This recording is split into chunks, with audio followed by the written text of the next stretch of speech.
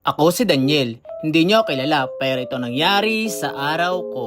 Magandang buhay! Pagkagising-gising ko nga pala, bigla na akong bumaba agad at nagkakahol na si Dio at nagliligalig na. Kaya dali-dali kong inasikaso yung dog food niya at binabad ko muna sa mainit na tubig. Hindi kasi pwedeng ibigay agad sa kanya yung dog food niya at sobrang tigas. Halos hindi rin naman ganun katagal ang pagpapalambot ng pagkain niya, kaya pag lumambot na, binibigay ko na rin agad. Pagkatapos ko palang pakainin si Dior, lumabas na lang muna ako at tumingin ako ng maiulam. Nauna ko na nga pala yung kapatid ng jowa ko na bumili ng ulam at sabi ko baka maubusan. Kaya pagdating ko dito, kukunti na lang yung mga tinda nila. Buti na lang din at meron pa kahit papaano. Buti na lang din at may naabutan akong ginataang langka. Nung nakaraang araw pa kasi gusto ng jowa ko yung ginataang langka, kaya ano lang binili ko. Binili ko na lang din palang ulam sa akin itong bagnet na to at medyo okay din naman sa akin to at hindi masyadong nalabas yung allergy ko. Kumuha na rin pala ako ng 2 saging at ipinasama ko na lang kay nanay. Tumawag pala yung kapatid ng jowa ko sa akin at nagpapasabay ng giniling, kaya bumili na rin ako at saka binayaran ko na rin yung binili ko at umalis na ako. Dito pala sa harap ng tindahan ni nanay may nagtitinda ng kakanin, kaya tumingin ako ng suman. Hinahanap ko kasi yun, paborito kasi nung bata pa ako. Pala ni tatay naubos na daw yung suman at yun ang naunang nabili. Fast forward pala, pag uwi ko sa bahay, pinainom ko si Dear ng vitamins niya. Nakalimutan ko kasi kanina bago ako umalis na painumin ko siya. Halos ilang araw na rin kasi siyang hindi naliligo, kaya nilaro-laro ko din muna siya at sabi ko ipapaliguan ko na rin muna siya. Yung may kainitan din kasi ngayong araw, kaya gusto ko siyang paliguan at naglalagkit-lagkit na siya. Kaso nga lang pag pinaliliguan mo to, talagang ikaw parang naligo na rin sa sobrang likot niyang paliguan. Ganito lang talaga siguro sila paliguan, lalo na baby pa. Medyo takot pa sila sa tubig, lalo na pag malamig, kaya dapat pag magpapaligo kayo, warm water lang yung papaligo ninyo. Dapat dahan-dahanin lang din talaga siya at iwasan mo talaga yung tenga niyang mabasa. Mahirap na rin kasi mamaya pag napasukan ng tubig ang tenga niya. Grabe din naman talaga din ang nagbabago pag napapaliguan mo ang alaga mo. Talagang nagiging presobra.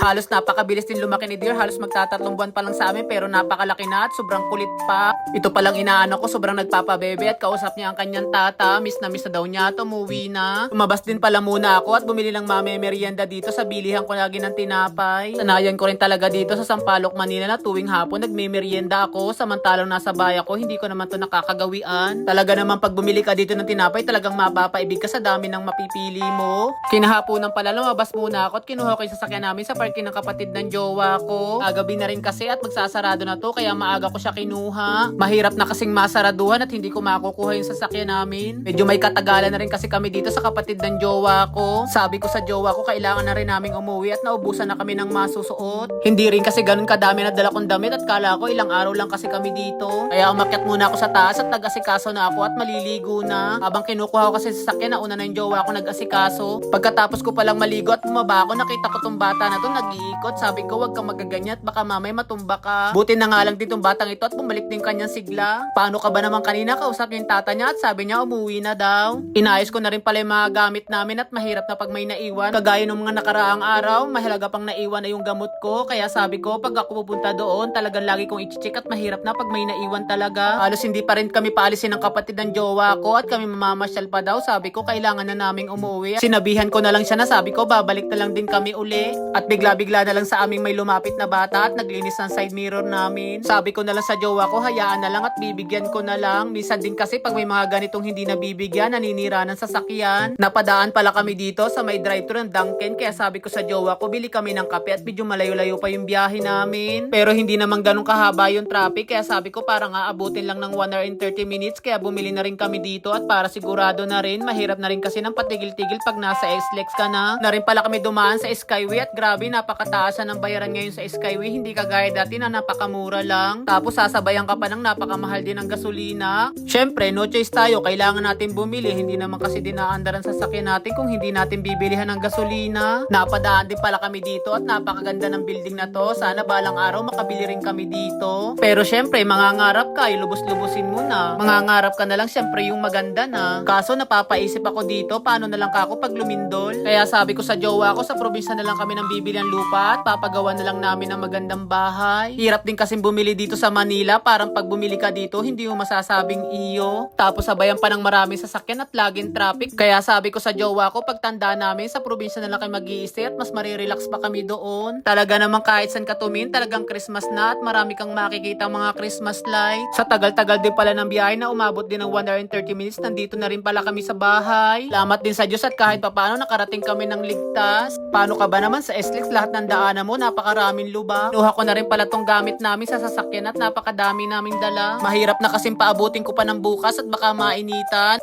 Sa gilid lang kasi ng daan namin kami nagpa-parking, wala pa kasi kami parking sa ngayon. Na lang siguro tayo kukuha ng mapa-parkingan pag medyo maluwag-luwag na. Iayos ko din pala din muna itong mga gamit ni Dior at may karamihan din yung dala naming gamit niya. Ibinalik ko lang dito sa kanyang mga lagayan. Ayaw ko din kasi ng pakalat-kalat ang gamit niya at mahirap na paggagamitin ko saka pa ako maghahanap. Minsan kasi kung kailan mo gagamitin tapos saka mo pa hanapin. Kaya halip na papadali ka sa trabaho mo, lalong napapatagal ka.